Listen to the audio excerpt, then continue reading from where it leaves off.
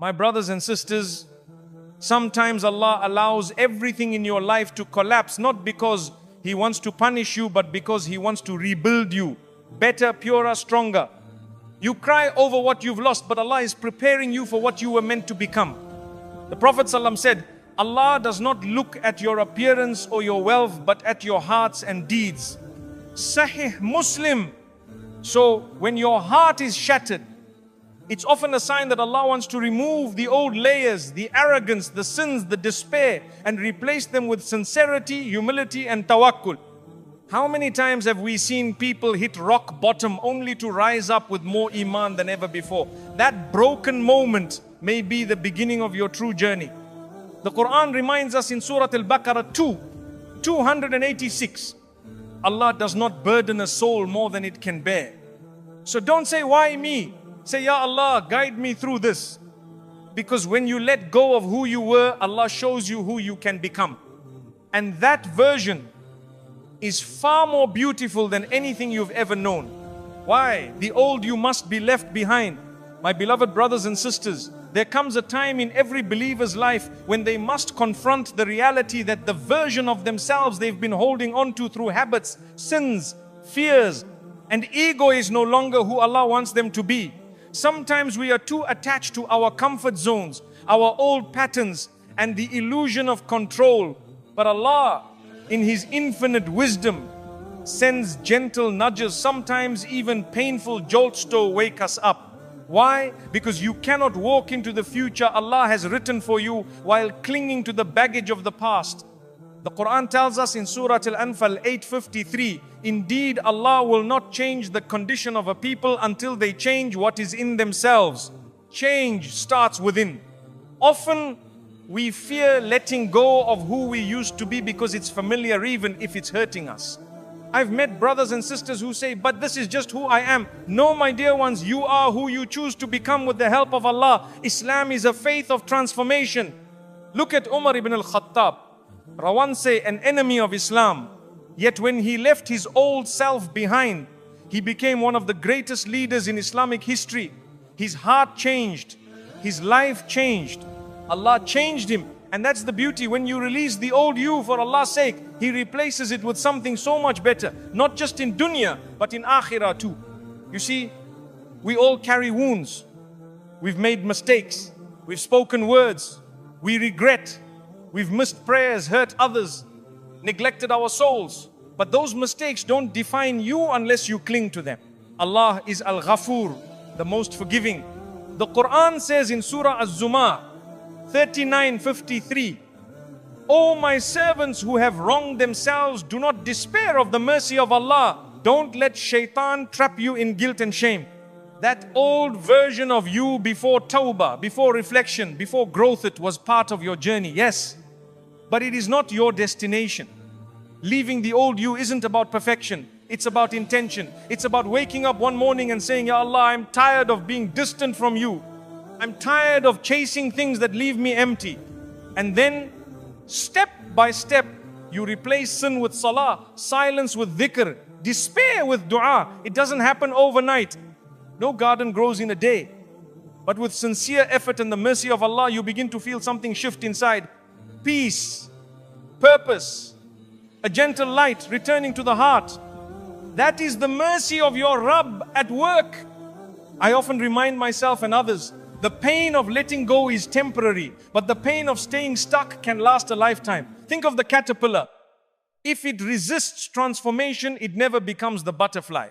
So many of us are stuck in stages that Allah meant us to outgrow. And sometimes, to help us move forward, He removes people, breaks our routines, or even allows heartbreak. But remember, every hardship comes with ease. Every storm carries a lesson. And every breakdown may just be the beginning of your spiritual breakthrough. So my brothers and sisters, don't be afraid to say goodbye to the old you. Say goodbye to the sins, the pride, the grudges, the laziness in worship. That old you served its time, but now Allah wants more for you. He wants to elevate you, to bring you closer to Jannah, to make you a beacon of light in a dark world. Begin again. Even if it's with trembling hands, your Lord is waiting. And remember, When you let go for His sake, He replaces it with something far better than you ever imagined. That's the promise of Allah, and Allah never breaks His promise. Signs that Allah is calling you to change.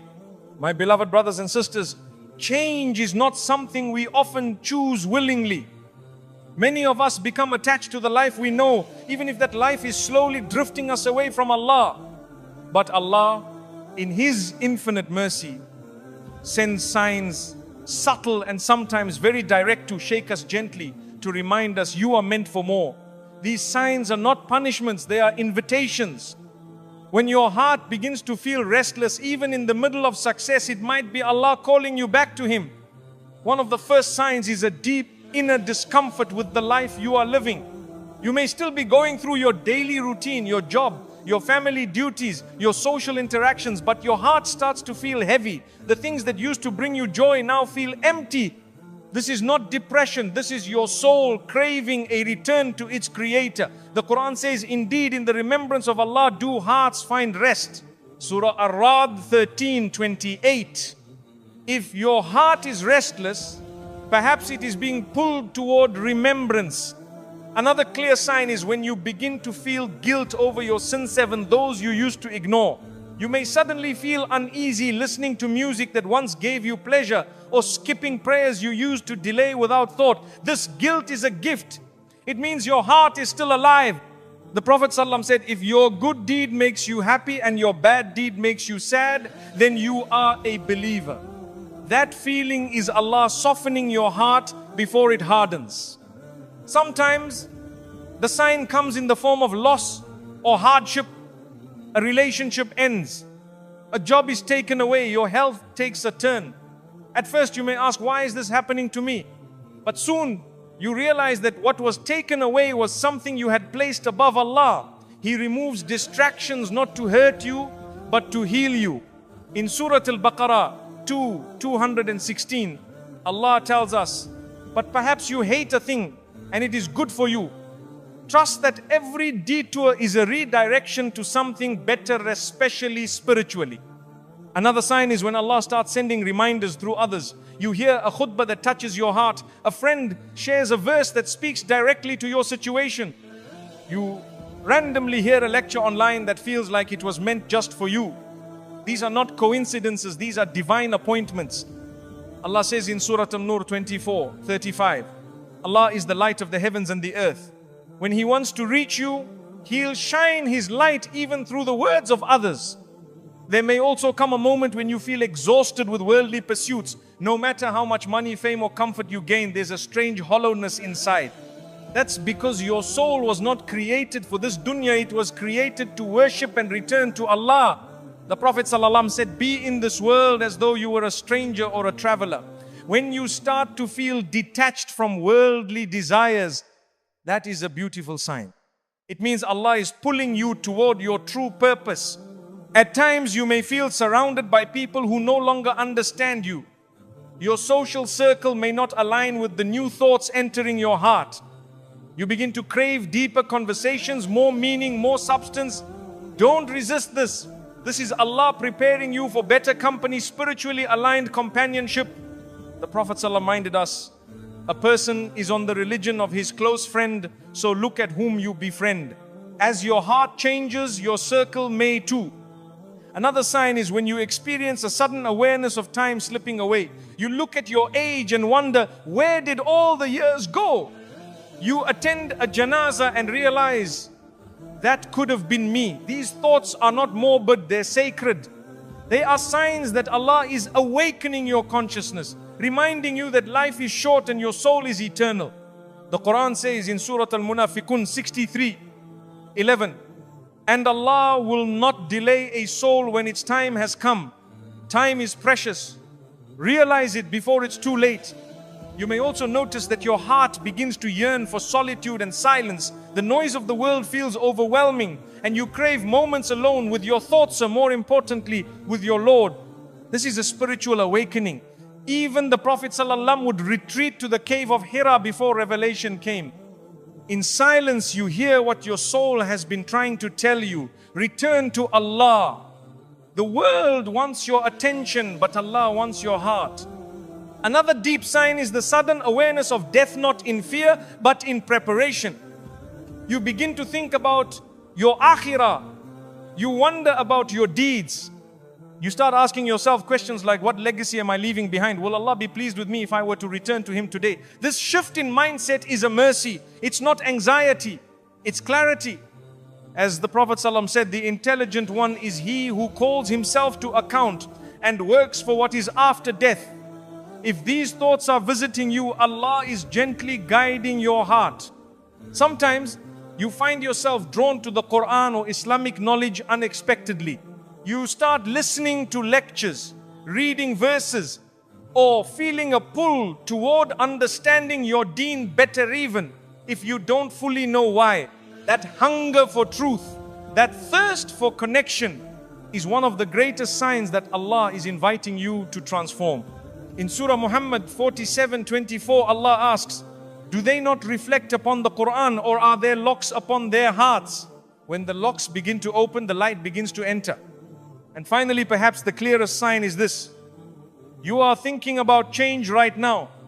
You are watching this, listening to these words, and your heart is stirring. That alone is a sign. Don't wait for a lightning bolt. Allah is already calling you gently, lovingly, patiently. Answer that call. Turn back to Him while the door is still open. As He promises in Surah Az-Zumar 39:54, and turn to your Lord in repentance and submit to Him before the punishment comes upon you, then you will not be helped. But know this, when you walk even one step toward Allah, He runs toward you. And that is the beginning of a new beautiful chapter of your life. Breaking your ego with humility. My brothers and sisters, one of the greatest barriers between us and our Creator is not sin, it is ego. The ego whispers, I'm fine the way I am. It resists correction, avoids apology, and seeks recognition. Yet the essence of Islam's submission requires humility. You cannot submit to Allah while bowing to your own pride. In Surah Al-Furqan 25:63, Allah beautifully describes His true servants. The servants of the Most Merciful are those who walk upon the earth humbly. Humility is not weakness. It is strength, refined. The ego does not like to be questioned. It defends itself even when wrong. It refuses to admit mistakes. And worse, it resents those who correct it. But look at the example of our Prophet ﷺ. Despite being the best of creation, he was the most humble of all. He mended his own clothes, sat with the poor, and never raised himself above others. He once said, no one humbles himself for the sake of Allah except that Allah raises him. Muslim, breaking your ego is the first step to being raised by Allah. Sometimes Allah humbles us through embarrassment, failure, or loss. We wonder why we were brought so low, but it is only when we are stripped of pride that we can see ourselves clearly. That's not a fall, it's a mercy. It's Allah inviting us to release the illusion of control. In Surah Ash-Shura 42:30, Allah says, whatever affliction befalls you is because of what your hands have earned. But even then, He forgives. That low moment may just be the beginning of your reset. You let go of the ego. One of the signs that ego controls us is how we react to criticism. Do we become defensive, angry? Do we blame others to protect our image? The humble person listens, reflects, and grows. Not because they are weak, but because they fear Allah more than they fear looking wrong. In Surah Al-Baqarah 2:2, Allah describes the muttaqoon as those who are guided by the book. But guidance only enters a heart that is open, and a proud heart is closed like a fist. Ego shows up in the smallest moments.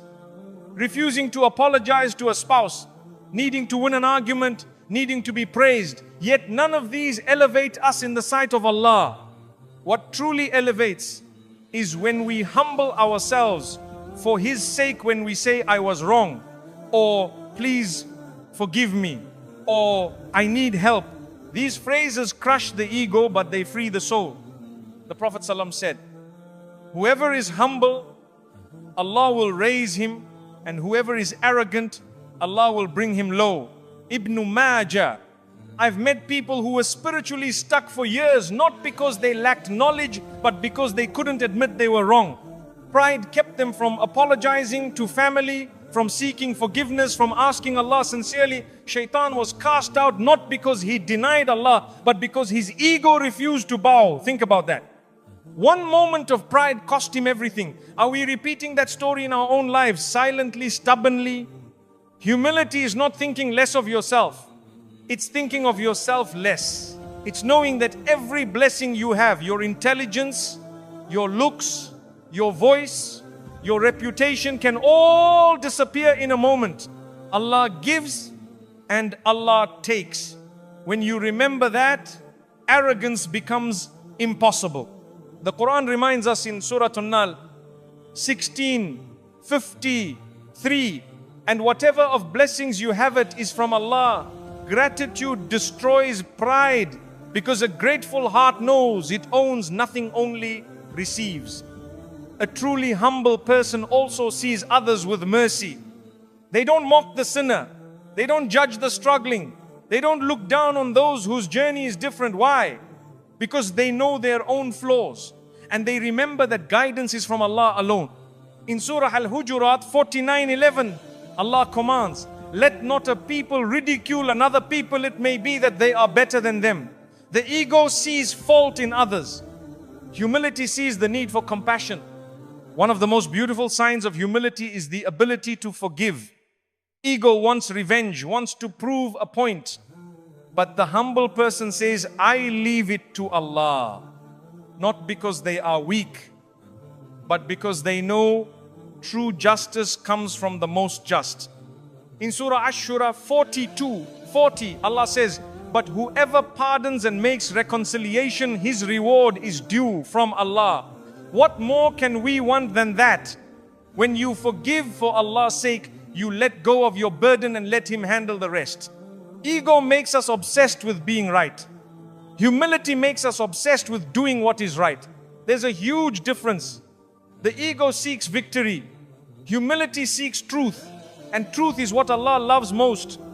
In real life, this shows up in how we handle disagreement with our families, spouses, co-workers. The one who walks away from conflict to preserve peace has more strength than the one who insists on being right.